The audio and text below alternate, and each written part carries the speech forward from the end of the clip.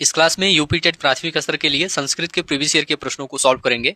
2017 में संस्कृत के जो भी प्रश्न यूपी टेट में पूछे गए थे उन सभी प्रश्नों को यहाँ पर सॉल्व करेंगे। आप लोग इस क्लास को पूरा ध्यान से देखिए और सभी प्रश्नों का उत्तर बताने का प्रयास कीजिए। चलिए शुरू करते हैं। सबसे पहले एक गद्यखंड दिया गया है, गद्यखंड को पढ़ करके नीचे लिखे प्रश्नों का उत्तर देना है। तो चलिए सबसे पहले गद्यखंड को पढ़ते हैं। एकस्मिन् अवसरे कदाचित लक्ष्मी पार्वतीम अवदत् प्रेम्बा गौरी। एक अवसर पर कभी लक्ष्मी जी ने पार्वती जी से प्रेम पूर्वक कहा, हे गौरी, स्वपत्युः नाम उच्चताम, अपने पति का नाम बताओ, अन्यथा अहम क्रीडाब्जेन भवती ताड़येयम इति, अन्यथा मैं तुम्हें इस खेल के कमल या क्रीड़ा कमल से मारूंगी। तदा पार्वती अवदत् मम पत्युः नाम शिवः इति। तब पार्वती जी ने उत्तर दिया, मेरे पति का नाम शिव है।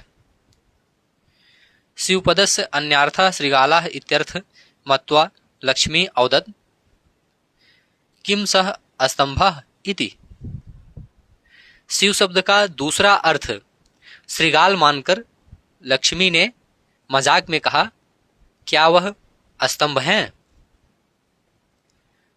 सह अस्ति पशुपति इति अवदत् लक्ष्मी। लक्ष्मी ने पुनः कहा, वह पशुपति हैं, पशुओं के स्वामी हैं।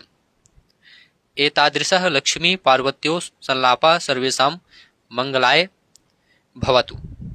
लक्ष्मी और पार्वती का ऐसा चतुराई भरा संवाद हम सभी के कल्याण के लिए हो। चलिए अब यहाँ पर प्रश्न देखेंगे। शिवपदस्य अन्यार्थः कः? शिवपदस्य अन्यार्थः कः? शिवपद का अन्य अर्थ क्या है? तो श्रृगालः यहाँ पर राइट आंसर हो जाएगा, बी ऑप्शन। शिवपदस्य अन्यार्थः श्रृगालः अस्ति। गद्यखंड के अनुसार शिवपद का अन्य अर्थ श्रृगाल है। गद्यखंडे कया प्रश्नः पृच्छते?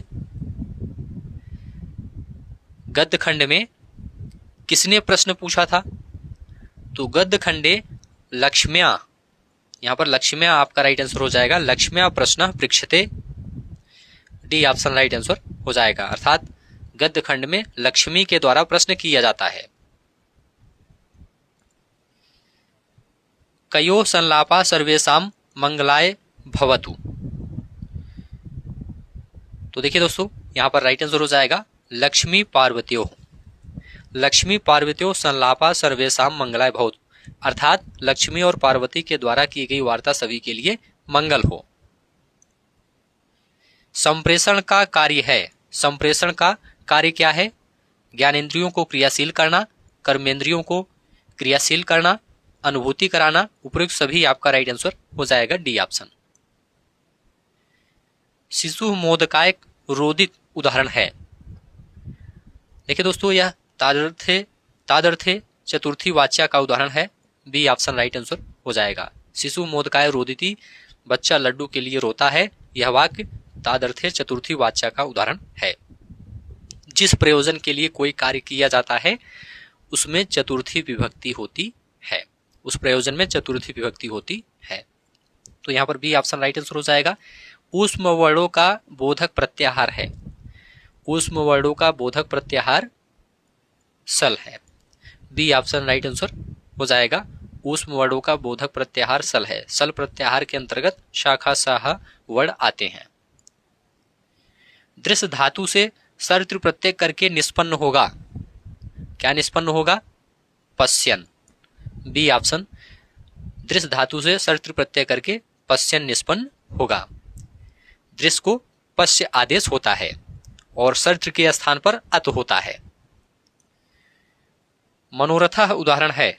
मनोरथ किसका उदाहरण है? विसर्ग संधि का उदाहरण है। तो सी ऑप्शन राइट आंसर हो जाएगा, विसर्ग संधि। छ मिलकर बना है। छ किससे मिलकर बना है? तो यह क और श से मिलकर बना है। पहला ऑप्शन राइट आंसर हो जाएगा। नेक्स्ट है, द धातु किस गढ़ की है? द धातु किस गढ़ की है? आप लोग जल्दी से बताइए। तो देखिए दोस्तों, यहाँ पर राइट आंसर हो जाएगा जुहोत्यादिगढ़। यहाँ पर डी ऑप्शन राइट आंसर हो जाएगा। द धातु जुहोत्यादिगढ़ का है, डी ऑप्शन राइट आंसर हो जाएगा। इसका रूप लट लकार में दोस्तों चलता है द धातु का। ददाति, दत्तः, ददति, ददासी, दत्थ, दत्थ, ददाम, दद्वा, दद्दह। तो यहाँ पर डी ऑप्शन राइट आंसर हो जाएगा। मैं बाजार जाता हूं का संस्कृत में कर्मवाच्य होगा, इसका कर्मवाच्य होगा मया आपणम गम्यते, मया आपणम गम्यते। इसका कर्तृवाच्य वाक्य होगा अहम आपणम गच्छामि। उपोषित में संधि है, उपोषित में कौन सी संधि है?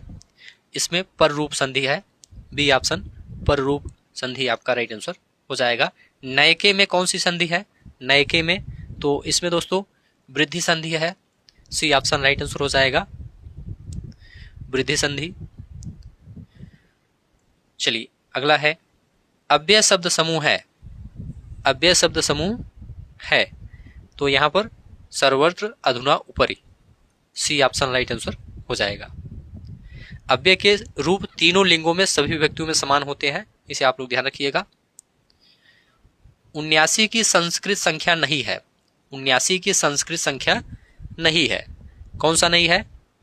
एकोन सप्तति नहीं है, एकोन सप्तति 79 की संस्कृत संख्या नहीं है, क्योंकि एकोन सप्तति का अर्थ 69 होता है, 69 होता है, और 9 सप्तति, 79, 79 यह 79 को प्रदर्शित करता है। मतलब इसका अर्थ क्या है? 79 है। 9 सप्तति का मतलब 79, 79 का मतलब 79, 79 का मतलब 79। तो डी ऑप्शन राइट आंसर हो जाएगा। नयनम में प्रयुक्त प्रकृत प्रत्यय है। देखिए दोस्तों नयनम में ल्यूट प्रत्यय है तो नी धन ल्यूट आपका राइट आंसर हो जाएगा, बी ऑप्शन। यहां पर नी धन ल्यूट आपका राइट आंसर हो जाएगा। अंतःस्थ वर्ण हैं, अंतःस्थ वर्ण कौन से हैं?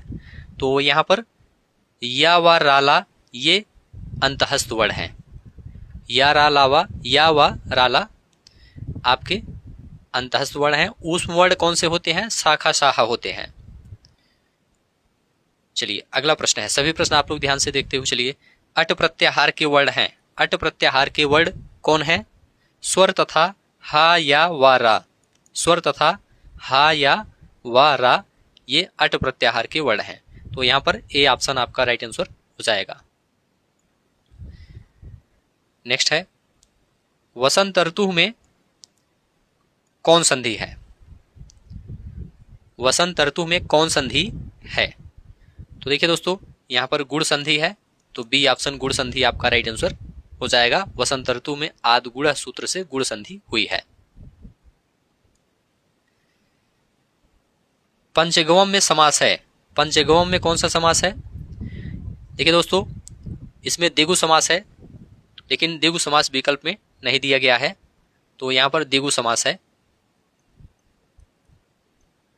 ठीक है चलिए आगे बढ़ते हैं।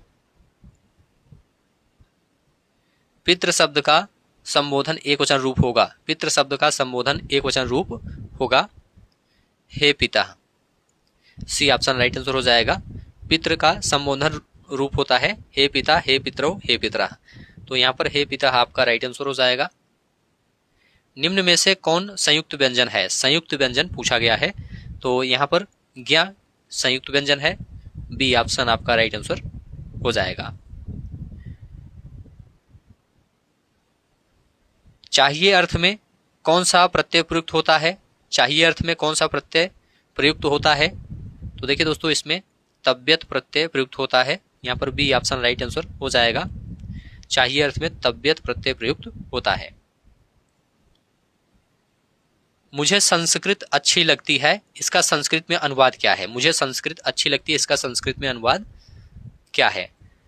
महाम संस्कृतम रोचते, महाम संस्कृतम रोचते, सी ऑप्शन आपका राइट आंसर हो जाएगा। श्रीमद् भगवद गीता में कुल कितने अध्याय हैं? इसमें कुल 18 अध्याय हैं तो यहां पर बी ऑप्शन राइट आंसर हो जाएगा 18। कारकः में यदि प्रकृत है क्री तो प्रत्यय है, कारकः में यदि प्रकृत है क्री तो प्रत्यय है, उल प्रत्यय है इसमें, यहां पर सी ऑप्शन राइट आंसर हो जाएगा। नेक्स्ट है अव्ययी भाव समास का उदाहरण है। अव्ययी भाव समास का उदाहरण क्या है? ये सभी प्रश्न दोस्तों 2017 में पूछे गए हैं यूपी टेट में। अव्ययी भाव समास का उदाहरण है अधिहरि। बी ऑप्शन राइट आंसर हो जाएगा, अधिहरि। नेक्स्ट है, निम्न में कौन चतुर्विंशति शास्त्री संहिता के नाम से विख्यात है? तो देखिए दोस्तों, रामायण आपका राइट आंसर हो जाएगा, पहला ऑप्शन रामायण। श्रुत्व संधि का उदाहरण है। श्रुत्व संधि का उदाहरण क्या है? विद्वान जयति, विद्वान जयति, विद्वान धन जयति बराबर विद्वान जयति। यहां पर बी ऑप्शन राइट आंसर हो जाएगा। संस्कृत साहित्य में किस कवि की रचना को विद्वदौषधम कहा गया है? तो देखिए दोस्तों, Sriharsh. D option right answer हो जाएगा। संस्कृत साहित्य में श्रीहर्ष कवि की रचना नैषधि चरितम महाकाव्य को विद्वानों के लिए औषधि कहा गया है। तो यहाँ पर श्रीहर्ष आपका राइट आंसर हो जाएगा। तो ठीक है दोस्तों, आज की इस क्लास को यहीं पर समाप्त करते हैं। आप लोग कमेंट करके बताइए 30 प्रश्नों में आपका कितना स्कोर सही हुआ है। उम्मीद है यह क्लास आपको अच्छा लगा है तो चैनल को सब्सक्राइब कीजिए, दोस्तों शेयर कीजिए और कमेंट में लिखकर जरूर बताइए। धन्यवाद।